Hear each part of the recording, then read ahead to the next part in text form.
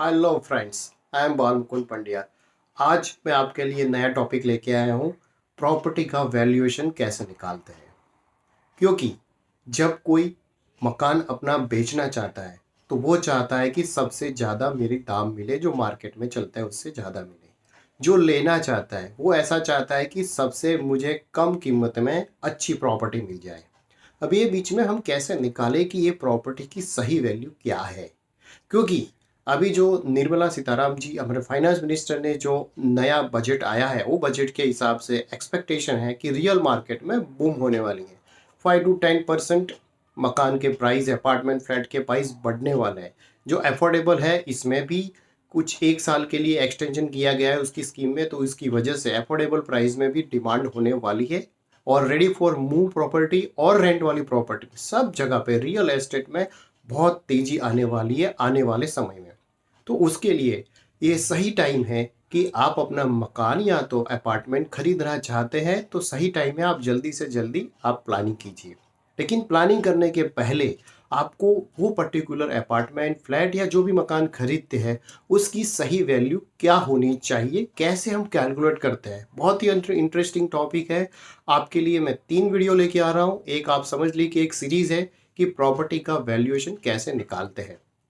तो दोस्तों, ये वीडियो अंत तक जरूर देखना और उसके बाद आने वाले 2 वीडियो भी जरूर देखना।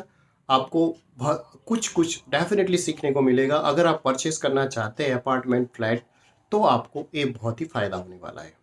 दोस्तों, अभी तक आपने मेरी चैनल को सब्सक्राइब नहीं किया तो सब्सक्राइब कीजिए, लाइक कीजिए और शेयर कीजिए आपके दोस्तों के साथ। तो जो आपके फ्रेंड्स और रिलेटिव मकान खरीदना, अपार्टमेंट खरीदना चाहते हैं उसको भी जरूर नॉलेज मिले। तो लीजिए शुरू करते हैं अपना टॉपिक, प्रॉपर्टी वैल्यूएशन। दोस्तों, प्रॉपर्टी वैल्यूएशन 3 तरीके से निकलती है।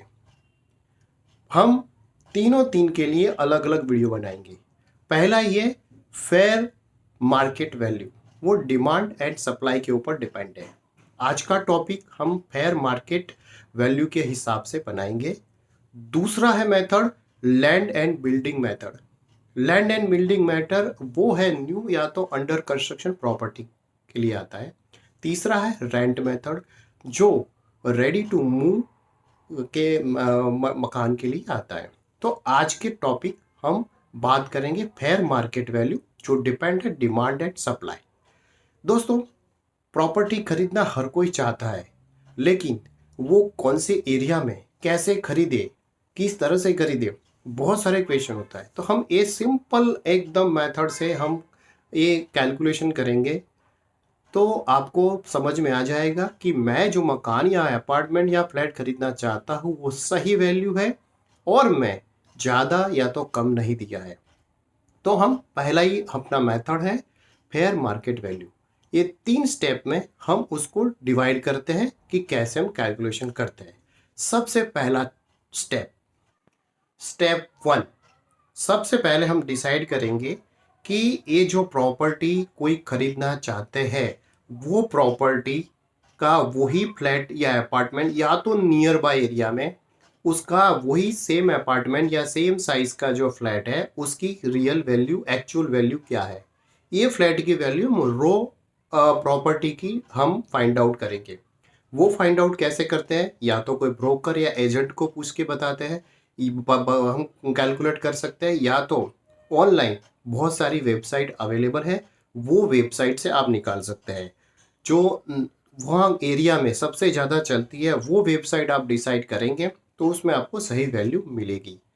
ये वैल्यू सपोज हम कोई एग्जांपल लेके उसको साथ करते हैं कि आप कोई एक एरिया में, एरिया का नाम नहीं दूंगा, जस्ट एग्जांपल के लिए कोई एरिया है, वहाँ पे हमने 3 BHK अपार्टमेंट डिसाइड किया है कि मुझे ये एरिया में मुझे फ्लैट लेना है। आपने एक फ्लैट देख भी लिया है कि वो अच्छा फ्लैट है। वो फ्लैट की कीमत 1 करोड़ रुपया है, 3 BHK का फ्लैट है। आप एग्जाम्पल तौर पे लीजिए कि वो 1 करोड़ रुपए का फ्लैट है जिसकी स्क्वायर फीट 1000 स्क्वायर फीट है। फिर उसका हम पर स्क्वायर फीट के हिसाब से उसको पर स्क्वायर फीट का भाव निकालेंगे। तो पर स्क्वायर फीट हमारी कीमत आएगी 10,000 rupees per square feet. 1 crore divided by, आप उसका जो स्क्वायर फीट डिसाइड किया है 1 करोड़ रुपया डिवाइडेड बाय 1000 स्क्वायर फीट तो पर स्क्वायर फीट आपका 10,000 रुपीज़ आ गया। अभी आप सपोज समझिए कि आपका वहाँ पे 1,500 स्क्वायर फीट का मकान है, तो आप 1 करोड़ डिवाइडेड बाय 1500 आप करेंगे तो पर स्क्वायर फीट आपको कीमत निकालेंगे।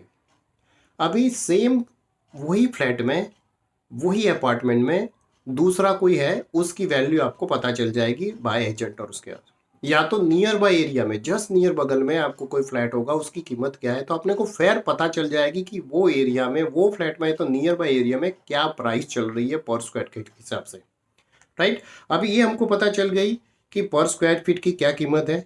उसके बाद हमको क्या करना है कि ये एरिया में क्या प्राइस चल रही है जहाँ पे हम परचेस करना चाहते हैं। तो स्टेप 1 नियर बाय कंपैरिजन करके एक हमको रॉ प्रॉपर्टी की कीमत मिल जाएगी पर स्क्वायर फीट के हिसाब से। अब हम डिस्कस करेंगे स्टेप 2। स्टेप 2 में क्या होता है कि जनरली किसी को मकान बेचना है तो 5 या 10% ज़्यादा ही कीमत लगा के ब्रोकर या एजेंट को या तो वेबसाइट के ऊपर डालता है, क्योंकि वहाँ पे नेगोशिएशन होता ही है। तो सपोज हमने पहले एग्जांपल में दिखाया कि 1 करोड़ का फ्लैट है, 1 करोड़ का 1000 स्क्वायर फीट का है, तो अंदाजा 10,000 पर स्क्वायर फीट उसकी कीमत हो गई। तो 5 to 10% मीन्स वो मकान आपको 90 से 95 लाख तक मिलने की संभावना है। तो आपका मोटा मोटा अंदाजा आ गया है कि आपको 5 to 10% वहाँ पे फ्लेक्सिबिलिटी है। Now step 3। स्टेप 3 बहुत ही महत्वपूर्ण है, क्योंकि हमने स्टेप 2 में 5 to 10% मार्जिन रहता है नेगोशिएशन का, उस हिसाब से उसकी 90 to 95 लैक्स की कीमत हमने अंदाज़ा लगाई थी। नाउ अभी तीसरा जो मेथड है स्टेप 3, इसमें क्या है कि depends upon the location, depends upon the amenity, depend upon the facing, depends upon the floor, depends upon the garden facing, depends upon the nearby commercial area, depends upon the locality, depends upon the commercial या school या hospital या कैसे near by है, near by infrastructure कैसा है, वो सारी चीज़ को मिला के उसकी एक वैल्यू निकलती है। और प्लस वो प्रॉपर्टी अगर आपकी सेमी फर्निश्ड है या तो फर्निश्ड है तो उसके ऊपर भी उसमें कुछ प्रीमियम रेट सकते हैं। मैं पहले बात करूंगा अगर फुल्ली फर्निश्ड फ्लैट है, अगर आपने फर्नीचर में सपोज 10 लाख का फर्नीचर है तो लगभग 2 या 3 साल हो गए तो उसकी जो वैल्यू है वो 50% कम हो जाती है। तो आप वो फर्नीचर 10 लाख का है तो उसकी कीमत 5 लाख रुपया हो जाती है। तो अगर ये सारी चीज़ मैंने बताई, उसके ऊपर सपोज कोई फ्लैट है वो रोड फेसिंग है, सपोज कोई गार्डन फेसिंग है, अब अगर बॉम्बे या उसके जैसा है तो वहाँ पे फ्लोर के ऊपर जैसे ऊपर ऊपर फ्लोर चले जाते हैं उसके ऊपर उसकी वैल्यू कुछ बढ़ती जा रही है। दिल्ली और एनसीआर में अगर नीचे जाते हैं तो नीचे की वैल्यू ज़्यादा होती है, ऊपर कम होती है।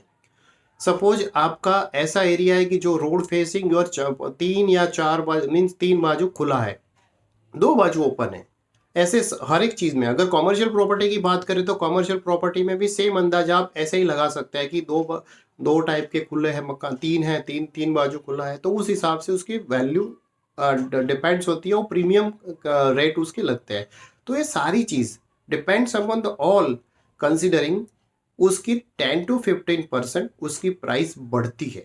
तो अगर हमने पहले केस में 90 to 95 लाख रुपीस में अगर वो फ्लैट है और ऐसे जो मैंने बताई गई है एमिनिटीज, फेसिंग, प्रीमियम या उसकी depends upon the various infrastructure available, उसमें से अगर 2 या 3 चीज़ भी आ जाती है तो उसका प्रीमियम 10 to 15% बढ़ जाता है। तो वो मकान अंदाजित आपको 1 करोड़ या 1 करोड़ 5 या 1 करोड़ 10 लाख मैक्सिमम आपको मिल सकता है। तो आपको ये मकान या फ्लैट या अपार्टमेंट आपको 90 से 1.10 लाख मीन्स 1 करोड़ 10 लाख के इन बिटवीन आपको मिल सकता है। वो सही उसकी प्राइस है।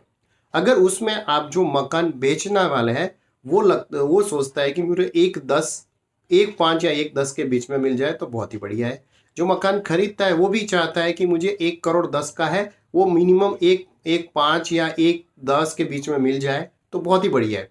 तो अंदाजा लगाओ कि ये फ्लैट की कीमत 1 करोड़ से लेके 1 करोड़ 5 लाख तक बिक सकती है और सही वैल्यू है, आप परचेस कर सकते हैं। तो दोस्तों, मैं समझता हूँ कि ये 3 स्टेप आपको पसंद आए होंगे, आप समझ गए होंगे कि कैसे वैल्यूएशन निकलती है। उसके ऊपर से आपको जो फ्लैट अपार्टमेंट परचेस करना है उस हिसाब से आप कैलकुलेशन कीजिए और परचेस कीजिए। All the best. और अगर आपको पसंद आया तो ये वीडियो को शेयर करना, लाइक करना और डेफिनेटली कमेंट करना। अगर आपको कोई सुझाव चाहिए तो please comment me. Thank you दोस्तों।